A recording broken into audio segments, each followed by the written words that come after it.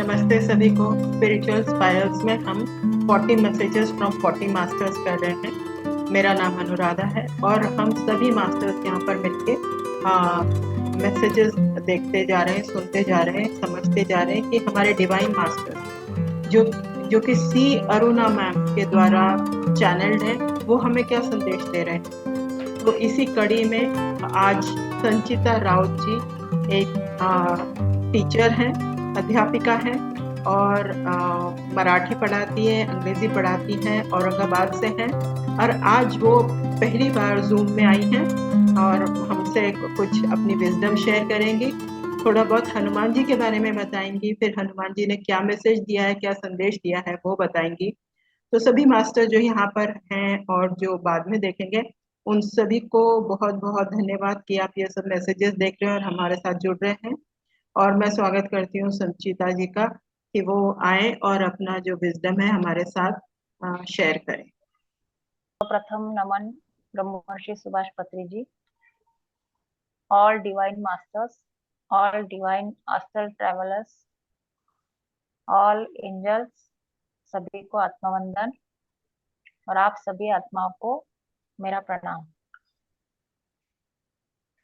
आज इस मंच पर अनुराधा जी ने जब मुझे पूछा कि 40 मैसेजेस मास्टर्स द्वारा जो 40 मास्टर्स द्वारा जो मैसेज दिए गए हैं, उनमें से आप किसी मास्टर्स का मैसेज मतलब देना चाहेगी, उसका विजडम करना चाहेगी, तो मैंने कुछ भी देखे बगैर मेरे ध्यान में सिर्फ हनुमान जी आए। और वैसे हनुमान जी से लगाव पता नहीं क्यों, पर बचपन से ही मेरा लगाव बहुत ज्यादा है। और शायद उसका कारण यह है कि मैं बचपन से ही थोड़ा सा धार्मिक कल में थी और हनुमान जी मुझे बहुत भाते थे, मतलब भाते हैं, बहुत भाते हैं। अभी भी मैं उनका बहुत ध्यान के बारे में जो भी है उनका ज्ञान, वो सब बहुत मन से पढ़ती हूँ, बहुत मन से उनसे लगाव रखती हूँ। तो मुझे हनुमान जी भाते इसका जो सबसे बड़ा कारण है कि सबसे बड़े ध्यानी है हनुमान जी। उनके पास अतुलनीय शक्ति है और इसके बावजूद भी उन्हें कभी भी गर्व नहीं है उनकी शक्ति पर। ज्ञान का तो बहुत बड़ा भंडार है, फिर भी हमेशा संपूर्ण शरणागति में रहते हैं। संपूर्ण समर्पण, यह उनका स्थायी भाव है और उनके स्वभाव का हर एक विशेष जो मिलता है, तो वो जिनसे भी मिलते हैं उसके जैसे बन जाते हैं। तो ऐसे हनुमान जी शायद ही कोई होगा जिसे ना भाए। अब मास्टर्स हमें हनुमान जी का मैंने जब संदेश देखना चाहा, तो उनका मेरे लिए संदेश तो था कि सिर्फ सीखते जाओ, सिर्फ सीखते जाओ। अब हनुमान जी से जब मैंने थोड़ा सा कनेक्शन कर लिया और उनसे पूछने की कोशिश की कि आप हम सभी को क्या संदेश देना चाहते हैं, तो हनुमान जी ने उनके बारे में जो कुछ भी बताया, तो सबसे पहले तो यह है कि हम सब जानते हैं कि हनुमान जी का जन्म लगभग 8,000 साल पहले हुआ था और हनुमान जी को चिरंजीवी कहा जाता है। वो आज भी जीवित है और इसीलिए वो कहते हैं कि मैं अभी भी ध्यान कर रहा हूँ और ध्यान में लोगों की मदद कर रहा हूँ। अब सबसे पहले हनुमान जी जब 7 वर्ष के थे, तो उनके हनुमान जी जब 7 वर्ष के थे, तो उन्होंने एक महान गुरु द्वारा दीक्षा ली थी और वो महान गुरु के दीक्षा देने के बाद ध्यान में उनकी बहुत प्रगति हुई, बहुत प्रगति। अब हनुमान जी का जो अवतार है, उसके पहले हनुमान जी के 6 अवतार हो चुके थे। हम सब वर्तमान स्थिति के बारे में जानने के लिए उत्सुक रहते हैं,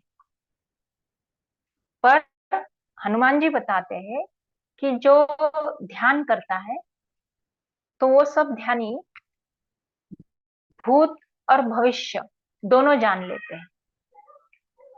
हनुमान जी के माता पिता, वायुपुत्र हनुमान हाँ, कहा जाता है। Sorry sorry sorry ma'am, sorry. वो उनके स्पिरिचुअल फादर है, और उनके हाँ, बायोलॉजिकल फादर जो हैं वो केसरी हैं। ऐसा महान पुत्र और ऐसे महान माता पिता, कि जो माता पिता भी बहुत बड़े ध्यानी थे, बहुत महान ध्यानी थे, और ऐसे माता पिता के मार्गदर्शन में उन्होंने बहुत कुछ सीखा।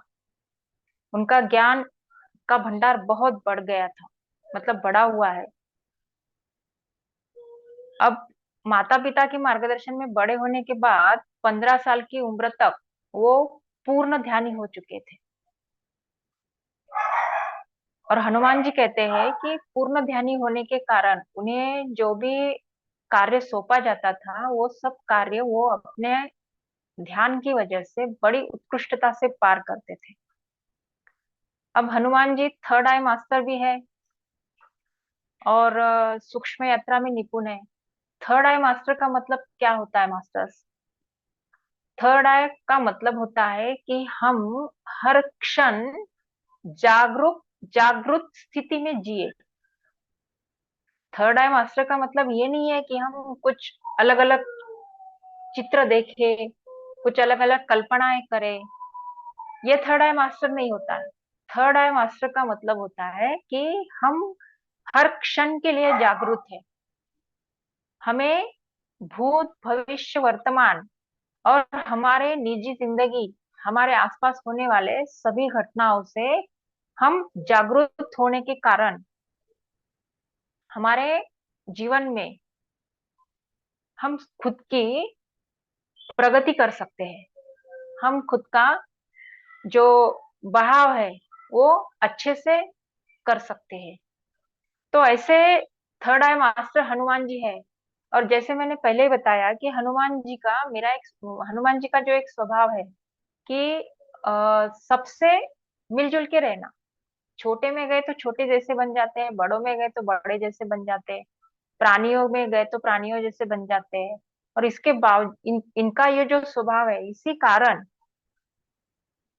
वो खुद को भौतिक और अभौतिक दोनों बना सकते हैं। पूर्ण ध्यानी होने के बावजूद भी उनकी माँ को ऐसे लगता था कि अब हनुमान जी को समाज में रह के कुछ सीखना चाहिए। जैसे समाज के तौर तरीके हैं, समाज के कुछ नियम हैं, ये सब कुछ समाज हनुमान जी को सीखना चाहिए। तो इसीलिए हनुमान जी को उनकी माँ ने समाज के बीच भेजने के लिए सुग्रीव और वाली का चयन किया और उनके पास भेज दिया।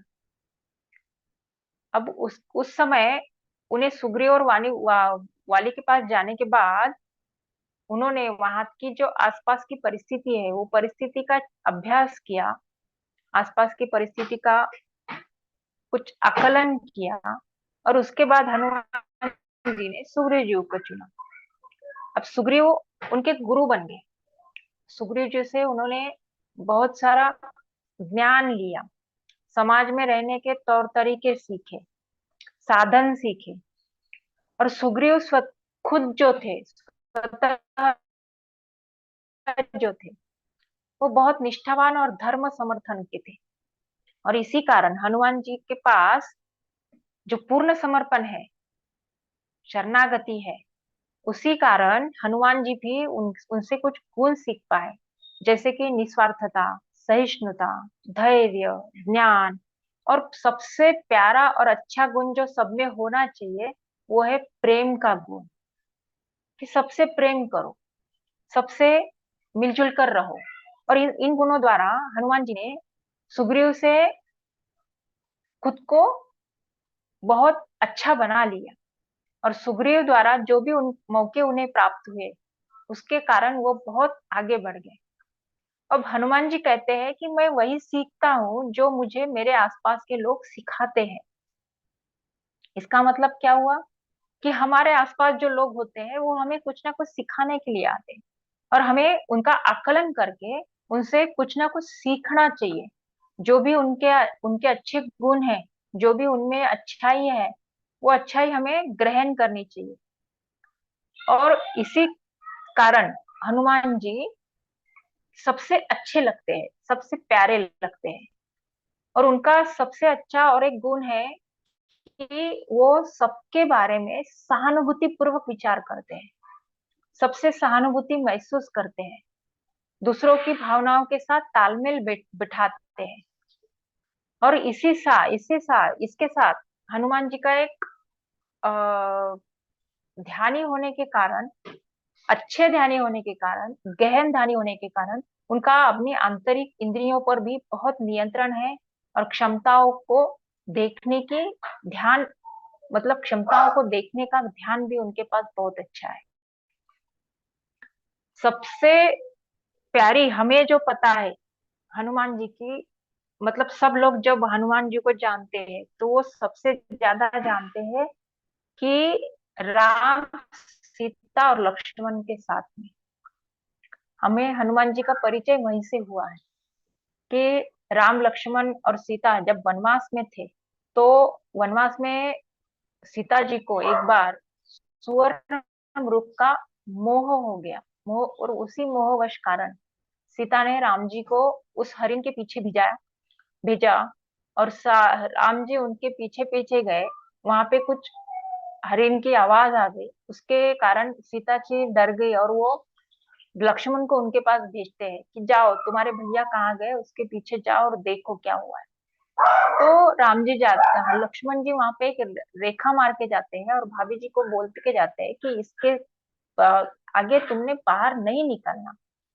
और वो लक्ष्मण रेखा जो है, रावण वहां पे एक भिक्षा रूपी ब्राह्मण के रूप में आते हैं और वहां पे भिक्षा मांगते हैं। अब हमारे संस्कृति के कारण, संस्कारों के कारण, कि घर घर के सामने अगर कोई भिक्षा मांगने आए तो उसे हम खाली हाथ नहीं लौटा सकते। और इसी कारण सीता जी भिक्षा देने देने आती हैं, तो रावण ने जो रूप धारण किया है उसे सीता ने पहचाना नहीं। और सीता वहां पे आगे वो लक्ष्मण रेखा खींची हुई उसके आगे निकल जाती है, और रावण तभी उस सीता का अपहरण कर लेता है। और उसके बाद की जो पूरी घटना है, हम सब रामायण के बारे में जानते हैं, हमने सबने रामायण देखा है, पढ़ा है। तो सीता को रावण उठा के अशोक लंका में ले जाते हैं, और लंका में वहां पे अशोक वाटिका में छोड़ दे, मतलब वहां पे उनकी व्यवस्था की जाती है। अब राम लक्ष्मण जब वापिस आते हैं तब देखते हैं कि सीता वहां पे नहीं है। तो वो सीता मैया को ढूंढते रहते हैं, ढूंढते ढूंढते पूरे वन में घूमते रहते हैं। तो सीता और राम अलग अलग हुए, उनके नसीब में, उनके जीवन में वनवास आया। और वह वनवास उनके लिए और पूरे समाज के लिए, एक बाजू से देखा जाए तो वो दुख भरी कहानी दिखती है, पर दूसरी बाजू से अगर हम देखें तो राम और सीता का वनवास ही पूरा रामायण हमें दिखाता है, सिखाता है, और मनुष्य जीवन को आदर्श कैसे बनाया जाए इसके बारे में हमें वहां से पूरा ज्ञान प्राप्त होता है। तो जो राम और सीता का वनवास है, पूरा दुख भरी कहानी है, ऐसी दिखती है, दिखाया गया है, पर ये सच नहीं है। ऐसा हनुमान जी बताते कि ये सच नहीं है कि राम और सीता पूरा दुख के वियोग में, आलाप में हमेशा रहे।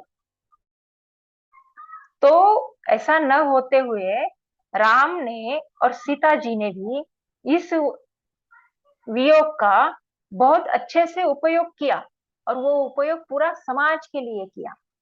जैसे कि राम ने अपना पूरा अधिकतम समय अध्यात्म पूरा आध्यात्मिक काम में लगा दिया। जैसे कि राम ने जीवन का अर्थ बताया उस वक्त, अपने जीवन के उद्देश्य क्या होने चाहिए, जीवन को सफल कैसे बनाया जाता है।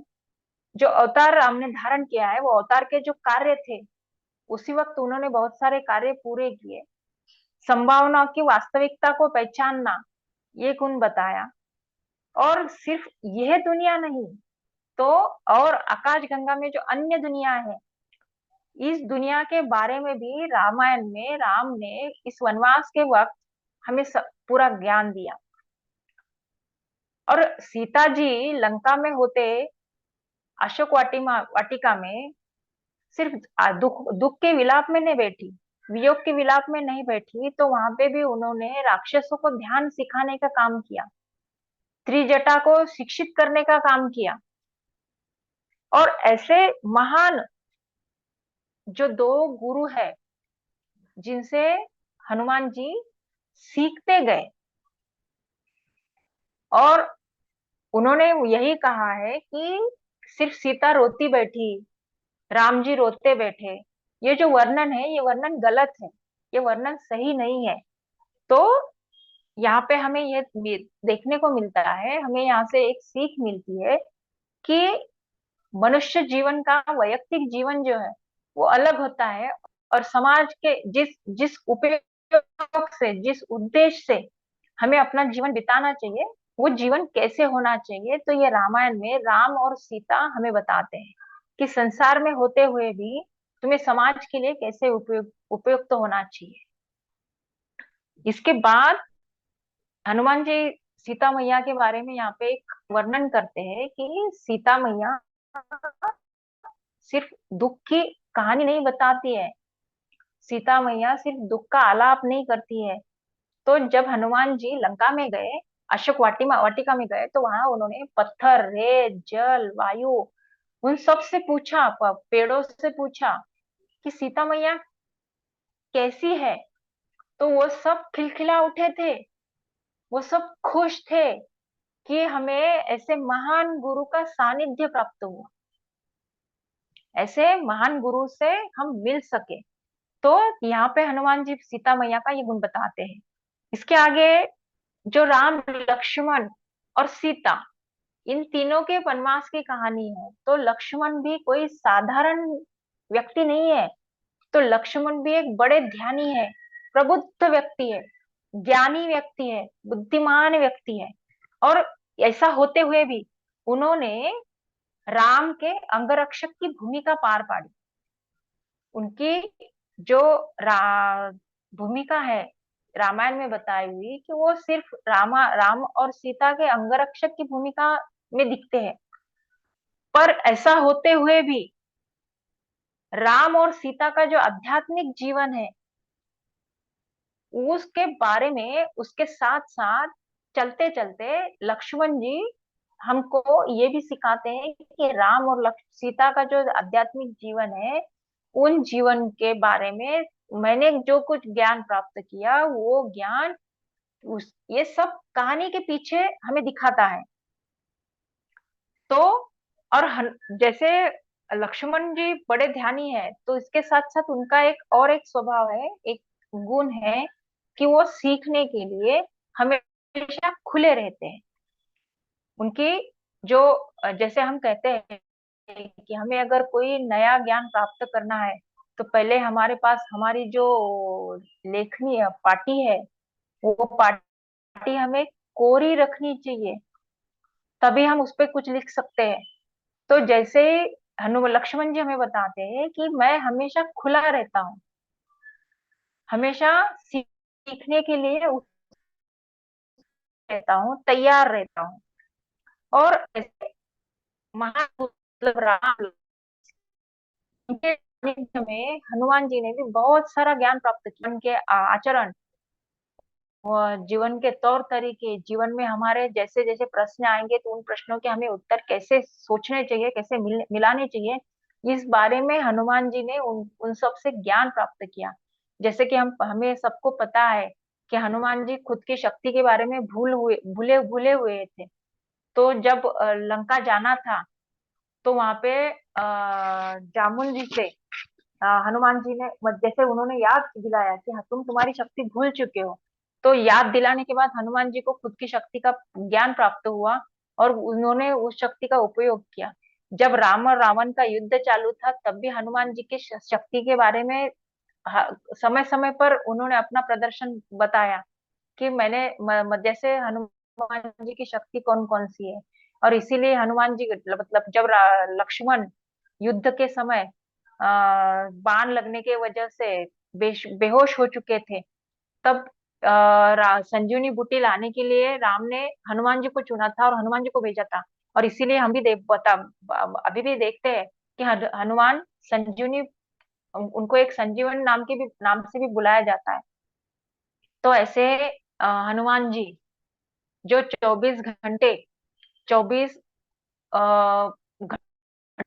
पल, हर घंटे, हर क्षण, हर पल सीखने के लिए उत्सुक रहते हैं। आज हम सबको पता है कि हनुमान जी हिमालय वापस गए हैं। हिमालय में अभी भी हनुमान जी का अस्तित्व जानते हैं, दिखता है। जो लोग वहाँ पे ध्यान करते हैं, जो लोग वहाँ पे ज्ञान प्राप्त करने जाते हैं, उनको हनुमान जी की हनुमान जी महसूस होते हैं, हनुमान जी दिखते हैं। तो ऐसे चिरंजीवी हनुमान हिमालय पे वापस जाने के बाद भी जीवित है और हम सबके बीच में है। वहां पे जाने के बाद उन्होंने, आज कहते हैं, मतलब जैसे वो बताते हैं कि मैं आज भी हूँ, आप सबके साथ हूँ, आप सबके पास हूँ, आप सबके अंदर हूँ। आप, और उन्हें आज ब्रह्मा जी की उपाधि से अधिग्रहित कहा किया गया है। तो हनुमान जी कहते हैं कि मैं तुमसे अलग नहीं हूँ, मैं तुम्हारे सबके साथ हूँ, तुम सबके अंदर हूँ, तुम सबके मन में रहता हूँ, तुम्हारे ध्यान में बसा हुआ हूँ। तो हनुमान जी ने हमें यहाँ पे एक बात बताई है कि आपको अगर जीवन में कुछ पाना है, कुछ सीखना है, तो सीखना, यही सीख है हनुमान जी की। और केवल सीखना नहीं, तो उसके बारे में हमें, मतलब बेहोश होके उसके पीछे जाना पड़ता है। हमें कुछ ऐसा पागलपन सा होना चाहिए कि हमें कुछ प्राप्त करना है, हमें कुछ जानना है, हमें कुछ सीखना है। और ये जो पागलपन है, यही पागलपन हमें सिखाता है। और ये सीखने की जो गंभीर इच्छा है, बहुत गहरी इच्छा है, तो जिनकी ऐसी इच्छा होती है, तो हनुमान जी कहते हैं कि मैं ऐसे लोगों के साथ हमेशा होता हूँ, हमेशा उनके साथ रहता हूँ और उनकी मदद करता हूँ। और यहाँ पे हनुमान जी कहते हैं कि उनका एक मैसेज जो है सबसे बड़ा, कि अगर तुम मेरे जैसा बनना चाहते हो तो सिर्फ आपको सीखना है। यही हनुमान जी का यहाँ पे सबसे बड़ा मैसेज है, जो हम सब ध्यानियों के लिए बहुत बहुत बहुत जरूरी है। आत्मा वंदन सभी को। धन्यवाद। धन्यवाद मैम। बहुत बहुत धन्यवाद। बहुत ही अच्छी तरीके से बिल्कुल चित्र बन गया था कि कैसे कुछ हुआ होगा, कैसे हनुमान जी छोटे रहे होंगे, कैसे सब कुछ हुआ होगा। तो आपने बहुत, मतलब आहिस्ता आहिस्ता से बड़े अच्छे से ये हमें बताया। और एक हनुमान जी जैसे डिवाइन बीइंग का संदेश जो कि इतना महत्वपूर्ण है, वो हमें बहुत अच्छी तरह से समझाया, क्योंकि उन्होंने अपने जीवन में यही किया। कठिन से कठिन जो भी कार्य थे, जैसे आपने बताया, उन्होंने कार्य उनको किया। और फिर इतनी डिवाइन मास्टर्स के साथ रहने का उन्हें जो मिला, तो इसका मतलब उनके पहले के कर्म अच्छे थे।